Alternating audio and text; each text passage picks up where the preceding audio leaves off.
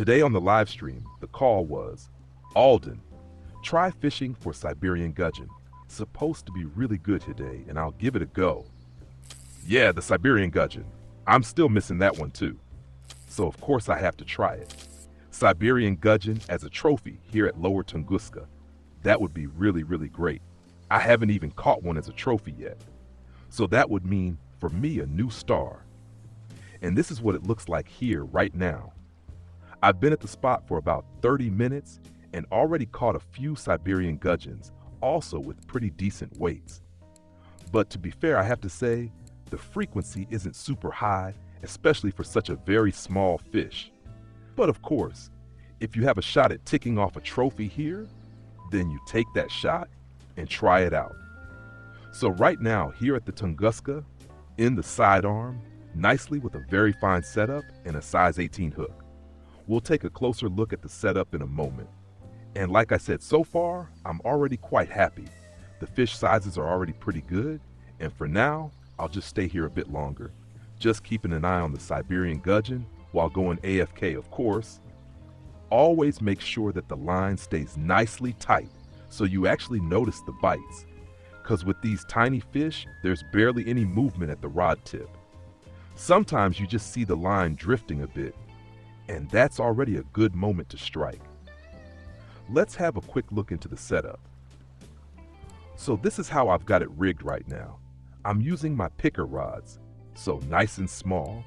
I'm only using the 3000 reels, which also means I'm doing ground light records. I already made a video a few days ago about those ground light records. I'll link it here again.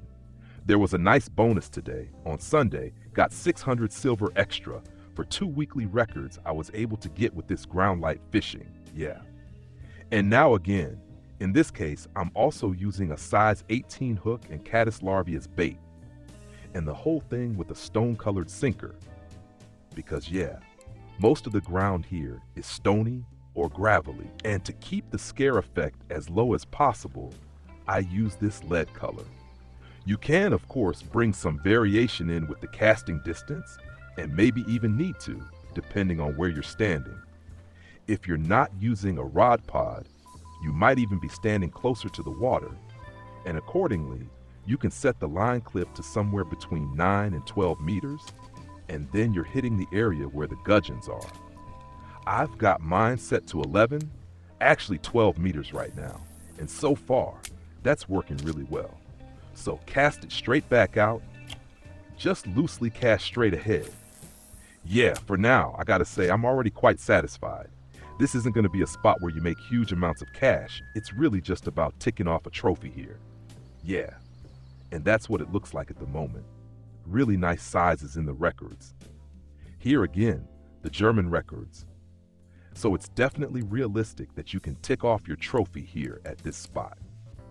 Now for me, the big question is, does the fish bite at night too, or is it only active during the day?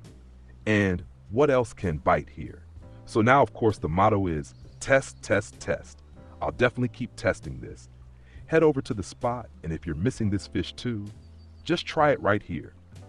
So directly across from the waterfall at 61133, and like I said, set the line clip between 9 and 12 meters, depending on how close you're standing to the water's edge. And with a bit of luck, you'll get that gudgeon trophy too. If you liked it, leave a thumbs up. Don't forget to subscribe to the channel. I really appreciate it. And I'll see you in the next video. Until then, tight line.